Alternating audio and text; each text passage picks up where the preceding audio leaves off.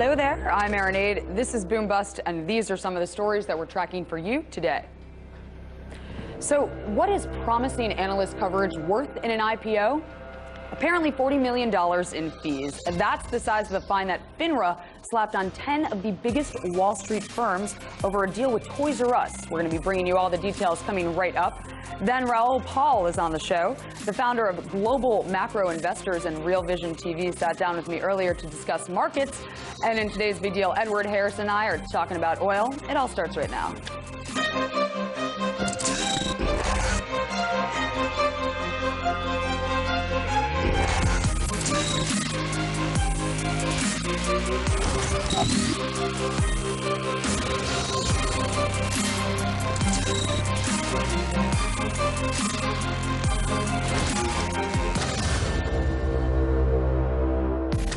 With the holiday season upon us, I decided to bring you a story about Toys R Us. Well, not completely about Toys R Us, so much as the investment banks that played a role in Toys R Us's IPO. The Financial Industry Regulatory Authority, better known as FINRA, has fined 10 banks, including Goldman Sachs and Citigroup, for failing to shield analysts from pressure to promote the stocks. Back in 2010, the investment banks promised Toys R Us favorable research in order to win roles in its initial public offering. Now, regulators say that companies offered favorable stock research with the hopes of winning the underwriting business. This comes a decade after a 2003 research settlement that barred research analysts from participating in IPO pitches because of the potential conflict of interest. The 10 securities firms were fined a total of $43.5 million. The whole stock underwriting process, now, it is just riddled with conflict of interest. Underwriting IPOs, it's very lucrative for securities firms, but companies want analysts at those firms to help push their shares higher by recommending them after the IPO. I mean, here's an example. Say that you're Toys R Us and you're in a room with an analyst who knows your company inside and out. Now, that analyst works for a bank that wants your business, and in order to get it, said analyst might offer to push up your share value after you IPO. Now, if you're a Toys R Us exec, you're likely to say thank you, shake hands, and move forward with your day. Now, one particular analyst was so enthusiastic about this Toys R Us deal that he wrote in an email, quote, "I would crawl on broken glass dragging my exposed junk to get this deal." Yes, true story. And sadly, regulators, they didn't release the names of anyone tied to the allegations and the alleged wrongdoing, which is a true shame because I'd love to give proper attribution to that amazing quote. But anyway, I digress. As you can see, the competition for underwriting a major IPO is steep, to say the least. And the pressure, it's only increased as private equity firms look to cash out on their stakes in closely held companies. The security firms that were fined, quote, neither admitted nor denied the charges, but consented to FINRA's findings. And interestingly, 7 of the 10 firms fined on Thursday had paid more than $1 billion in combined fees as part of that 2003 research settlement. So I'm glad that that regulation worked.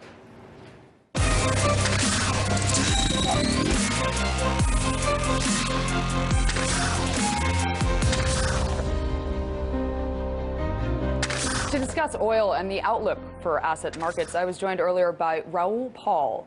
Raoul is the founder of Global Macro Investor and Real Vision TV. I first asked him about Canada, where investors are dipping back in and looking for bargains, while households are heavily indebted and house prices remain significantly overvalued. Take a look at what he had to say. Canada, Australia, all of these mature resource markets, I mean, they haven't had a recession for quite some time now. And that tends to lead to people making bad decisions. And as you say, in both of those countries, the household debt burden has exploded along with house prices. So everybody thinks they can do no wrong because they've not had a recession for so long and they got away with it last time. That makes me very concerned. And I think, there is trouble to come out of that. Obviously, also, when you've had a decently high oil price for a period of time and new technology, people make bad infrastructure and investment decisions at business level as well. So there's a lot of stuff in the oil markets that we don't understand yet as a bad decision, but will be shown to be in due course. Well, right now the dollar is really high, and even main U.S. trading partners like Canada, like Mexico, they're seeing serious currency weakness vis-a-vis the U.S. dollar. So is this due to divergent monetary policy, or is there something else bigger going on, like a currency war? Yeah, there's three things going on in the world right now. Firstly is policy divergence. That's what set this off. So what's happened is the US is doing one thing, Japan and Europe are looking to do the other, and potentially China. So what you've got is something called the law of unintended consequences. So you've started something without realizing it, because everyone's acting in their own self-interest. So Japan needs to stimulate and the US doesn't, and etc. But what you've done is created this divergence that has caused the dollar to start moving sharply higher. Then if you look at the technical pattern within the dollar, the chances are that it's going to break out of one of the largest technical patterns in the history of fiat currencies. So what happens is that develops more traders involved, people start getting stopped out and you get flows. Then what you've got on top of that is you've got the most concerning thing for me, and that is I thought it was a $5 trillion emerging market carry trade, and I think it looks like it's going to be, the BIS have said it's a $9 trillion trade. It's the biggest trade the world has ever known. So if the dollar starts moving up rapidly, most people haven't hedged currency risk because they thought that the currencies were stable. Well, suddenly they're not stable. So a lot of people are going to lose money in carry trades, and a $9 trillion trade unwinding, that's a big deal. Yes, and please continue. Yeah, and then in terms of the currency war, there is something going on, and I don't like to confuse geopolitics with investment, but sometimes they do come together, and there's something going on in terms of, obviously, it's each man for himself, so Japan is having to do what it has to do. But the problem is Japan is trashing its currency so rapidly that it can only make the other mercantilist nations of Asia step aside and say, well, do we need to do something here? And I think the risk in all of this is the other Asian currencies will first start seeing the trade unwind, but then in addition will want their currencies weaker. And particularly my eye is focused on China. I think the chances of the Chinese devaluing their currency is much higher than the market's expecting. It's one of the biggest tail risk events out there. And I think the ramifications of that are very large. They absolutely would be, and thanks for bringing this up because it is important. You know, the longer maturity U.S. government bonds have rallied recently, even though the Fed says it will hike rates next year. So what's your outlook for U.S. government bonds? Yeah, there's two things going on there. Firstly is yield curves almost always flatten into tightening, and I took the tapering as a tightening, and correctly so, I think, because the bond market told you that. So the back end rallies and the front end doesn't. And so we're seeing that. But there's another thing coming into play is, again, if you look at the price of oil against the dollar, for example, against CPI, it suggests that we could be down to seeing inflation over the next, let's say, 6 months of negative 2%. So the bond market is pricing in numerous factors. One is the risk of something going wrong abroad, capital flowing into the US because the dollar is stronger, the dollar itself creating deflation. So there's a whole host of things that are very interesting out there. And how about equities? We've tripled the 666 levels from March 2009, and that's quite a run, no? Yeah, it's one of the biggest runs in the history of the equity market, but it's still going, and I don't know. It's a tough call. I wish I could have a crystal ball and say, the US will, as some people say, will continue to go up because of the stronger dollar and everything's relatively okay in the US? Or does it get caught out in what happens elsewhere? Valuations are extremely high in the US. I err towards the latter, to think that the US has got to be a relatively nervous place. I think some of the emerging markets already are looking terrible. I mean, I was looking today, Dubai, for example, which was up at one point in the year 45%, has now fallen 33.5% from its high. Russia's obviously imploding. Various other markets are starting to look very weak. The EEM emerging market ETF is falling quite sharply now. So the equity markets themselves are going to be complex, and I don't think there's an easy answer as to what's going to happen. But generally, looking back over the history of dollar bull markets, one thing is almost for sure, and that's developed markets outperform emerging markets. So on a relative basis, the US and maybe even Europe for the time being will outperform the emerging markets. But that doesn't mean they necessarily go up. Time being in Europe being the key there. And what about oil, commodities, or precious metals? Any issues no one's really fleshed out in these markets that we should be thinking about? Yeah, there's so much going on right now. I mean, the biggest thing that I've been talking about for some time is the amount of collateralized lending in China using commodities as the collateral. Now, usually you'd use something like a government bond with collateral because it has very low volatility. Now, the problem is of using something like oil as collateral, which has happened, and the oil market had at one point a 6 standard deviation long position versus its 30-year mean. much of that came from collateralized lending in China. So the problem is if the actual commodity starts falling or moving around rapidly, then you have to reduce the risk or the amount of lending. So that creates problems, and that's in the copper market, that's in the gold market too, and that's in the oil market, and we've seen it in the corn market. So I think there's a risk of kind of negative gamma on the downside in many of those commodities where there's a huge convexity that can create a big issue in those. And I don't think we've even seen that yet, potentially in oil. We could see it go even further and faster. Obviously, it's going to pause at some point, but I think the position's not finished. I think copper's yet to go, and I think that's going to happen. That was Raoul Pal, founder of Real Vision TV and global macro investor.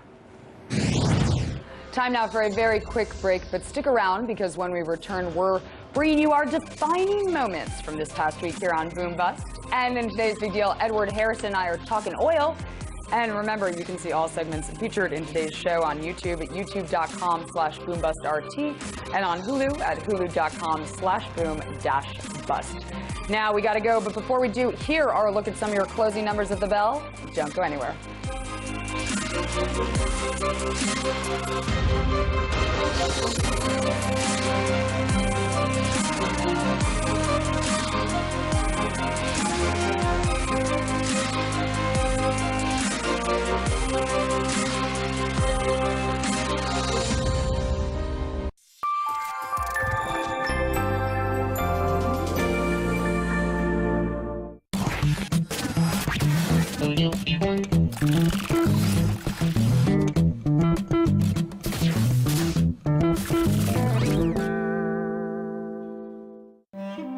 The echo from one shot reverberates through the centuries. When vengeance called for blood, I have imagined hanging and dismembering him for 8 years. it outweighed law and faith in the Caucasus. Vendettas were handed down from generation to generation. They killed my son with impunity. I too killed them with impunity. It was a question of honor. Can once mortal enemies be reconciled today? Blood and honor on RT.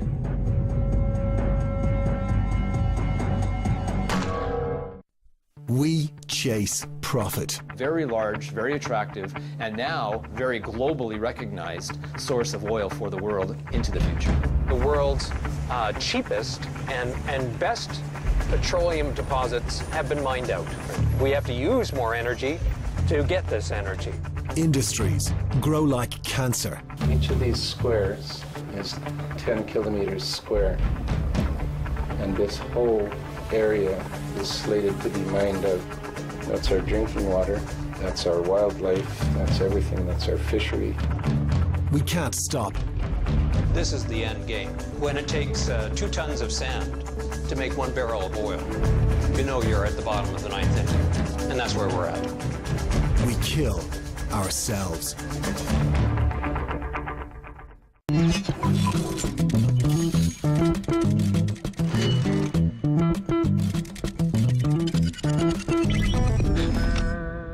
An art organization is bankrolled by a state or, a very wealthy organization or individual. I mean, in the case of the Mujahideen, we know that the CIA was involved, but so was Saudi Arabia. So you can have, more than one sponsor.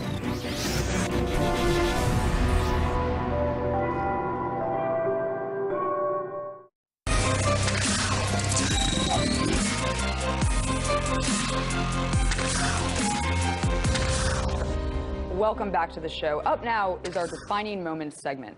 We're bringing you the most interesting comments from our guests this past week, who weighed in on everything from what the U.S. and U.K. can learn from Japan to what will happen if the Fed raises rates and how wages affect consumption and the problems with anti-minimum wage arguments. Also, if studying economics helps make good investment decisions and how technology affects our labor system. Enjoy. Well, I think the lesson is that we don't have to be beholden to what markets tell us to do. One of the things I've been struck by is the way in which markets, in most cases, will respond to what a central bank does. There are exceptions. Russia is an exception at the moment, where the markets are busy trying to beat the central bank at the moment. Under certain circumstances, markets win. But in the case of the US, the UK and Japan, it's very evident to me, at any rate, that markets will do what central banks say, in which case we do not have to panic about things like deficits and debt and things like that. We can sort them out, and we don't have to knock our economies into deep recession and hurt our people to get our debt to GDP levels down. They'll come down by themselves when we're ready. I disagree with their reason for raising rates. I think there's weakness. They're raising rates because of strength. But that said, as you said, because I think there's weakness, raising rates would actually cause strength. So I should be in favor of raising rates, except I'd rather have a big tax cut than a hike in interest rates. That's just my bias. But yeah, so if they raise rates, the government's a net payer of interest, the economy's a net saver, large net saver. To me, all the historical evidence is that higher rates support the economy, support aggregate demand, employment, and output. Although it's not my first choice for how to do it, because you're giving money to people who are doing nothing. I'd rather have a full payroll tax holiday to give the spending power to people who are working and producing things, but that's politics. It's not economics. And so if you go back to Greenspan, for example, the economy picked up and accelerated after he raised rates. And if you look at Japan, they've had zero rates for 20 years, and it hasn't helped. And like I said, the same with the U.S. and with Europe. And if you look at the countries that kept higher rates through the crisis, they had a lower drop. They had lower drops in aggregate demand and did a lot better and recovered in nominal terms, whatnot, because the higher rates do support aggregate demand. First of all, I would say that it's not necessarily true that if wages fell, it would depress consumption. If wages fell and the employment stimulus was great enough, it might actually increase household consumer spending. So you have that aspect to look at. Also, we have to ask, why are wages downwardly inflexible? Why won't they fall? Right. Part of the reason is because people have this expectation built in that if they hold out against cutting wages, that the monetary authority and the government in other ways will accommodate those expectations. I don't know what would happen if we changed those expectations and we allowed wages to fall as they would in order to clear labor markets better than labor markets are being cleared now. Back in the 19th century, early 20th century, wages were much more downwardly flexible than they are today. And when we had a recession, such as the recession of depression of 1920, 1921, wages were allowed to fall. They did fall, and employment was restored much more quickly than it was in the Great Depression of 1930s, and in this most recent Great Recession, as we call it. I don't ask about a minimum wage, first and foremost, what its effects will be on jobs. The reason I don't is I know what that debate is about. The only way conservative pro-business economists and publicists and politicians could challenge the raising of the minimum wage was by coming up with something that might make a little bit of sense to push against it. So the argument was, if you raise the minimum wage, some employers somewhere who would have hired these people at the lower one won't hire them if you raise the minimum wage. My answer has always been, A, are there such employers? Sure, there must be a few. B, the question isn't only what happens to those at the margin. We know in economics that many workers who get paid more than the minimum wage get more because their employer knows to get his workers, he has to pay 5%, 10%, 20% more than the minimum. So if you raise the minimum wage, you're actually raising the wages of a whole ladder of workers in the society. And now comes what really concerns me. Either we make an economy that serves the mass of people who are wage earners by giving them a decent standard of living so they can raise their families and feel good about themselves, or we don't.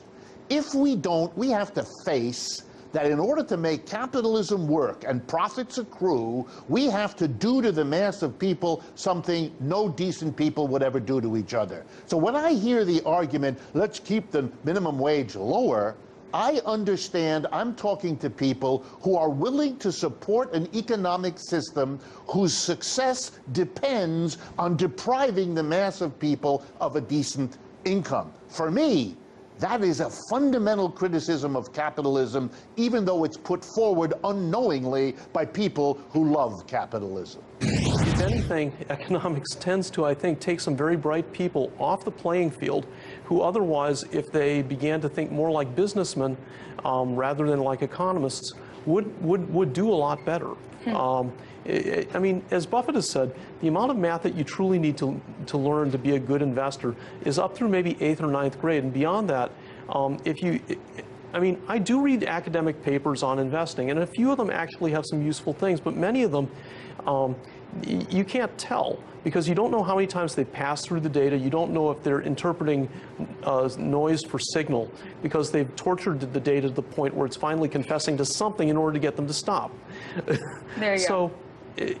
I don't find a lot of value in most of what's in economics for teaching us about investing. The basic stuff, the qualitative stuff is good. But the moment people are unpredictable enough that when you try to use mathematics to now predict us either individually or as a group, you get into trouble. We're on the cusp of one of the most dramatic revolutions in human history where we're able to overcome the means of production and actually produce a global abundance and do so in a highly efficient way with this term ephemeralization coined by Buckminster Fuller, where we are doing more and more and more with less and less and less. It's one of the most profound states of cultural evolution that you can ever be in, and we need to harness this rather than work against it. And unfortunately, the market economy is based on 16th century thought. Well, actually, it's based on 1,000-year-old thought, which deals with a scarcity-driven social order with the assumption that we'll never be able to overcome it, and that is now proven false. So we need to start thinking about a new type of economic structure. That's why the Zeitgeist movement does all the work that it does, in part. That was our Defining Moments segment. Time now for today's Big Deal.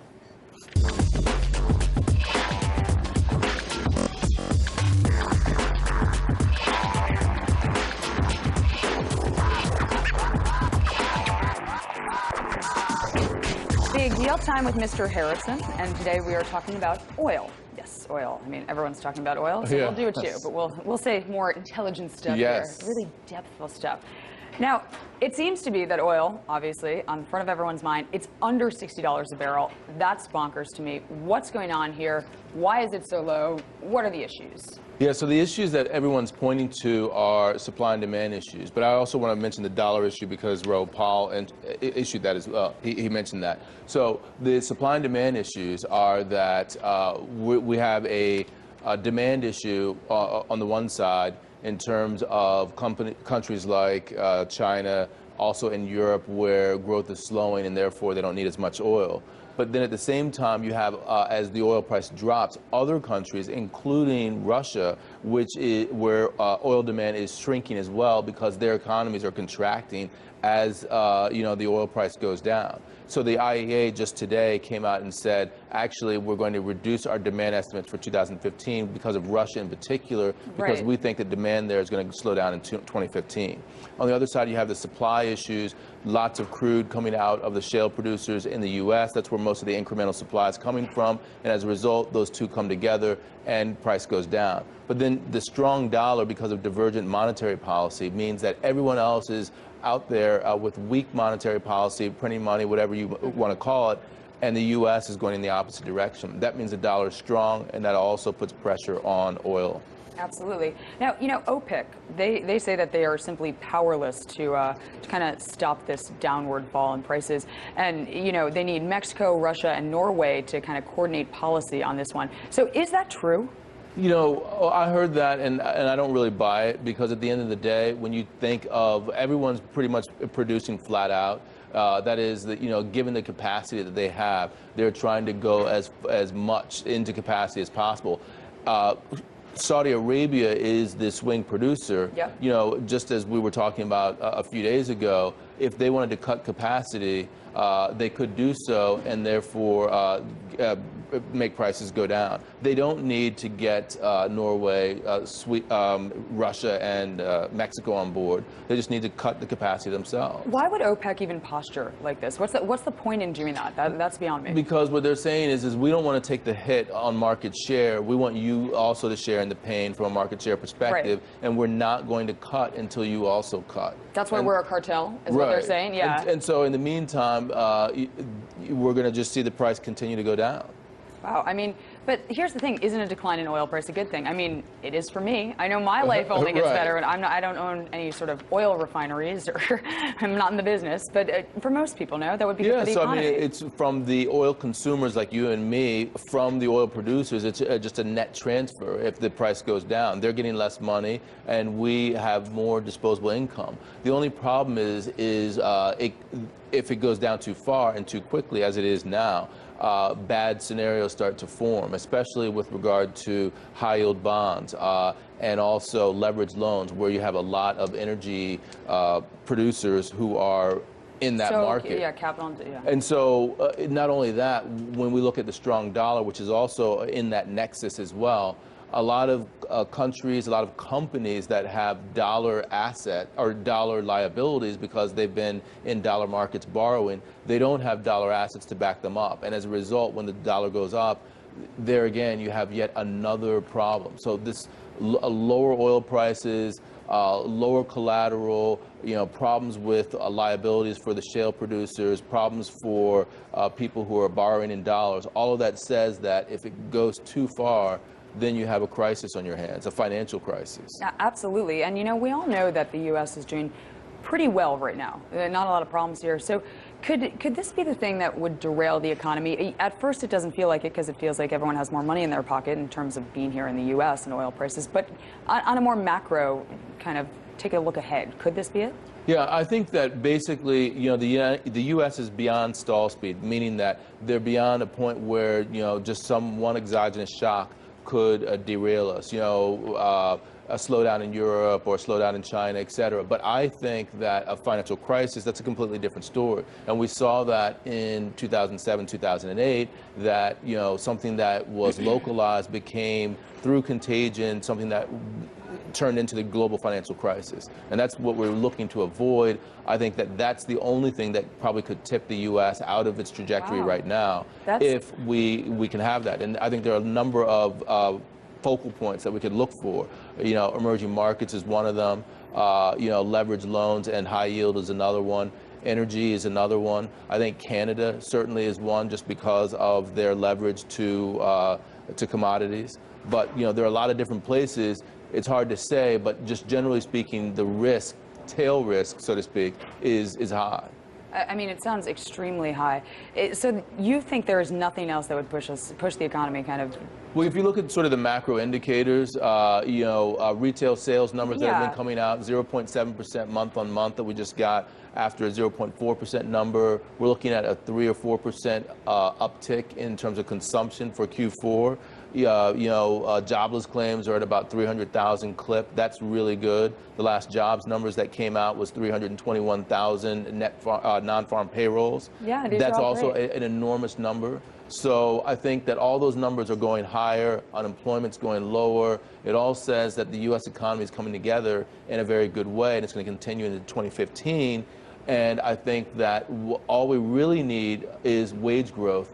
And that's the last missing component. I agree with you 100%. Wage growth is where it's at. You need that. Ed, thank you. That's all for now. But we love hearing from you, so please drop us a line on Facebook. And don't forget about our Bitcoin special coming up on Wednesday, December 17th. You can send us any questions, comments, concerns that you'd like answered on the show to the Twitter hashtag BitcoinRT. And obviously, please tweet at us as well, at AaronAid, at EdwardNH, from all of us here at Boom Bust. Thank you so much for watching. Have a wonderful weekend. Bye-bye.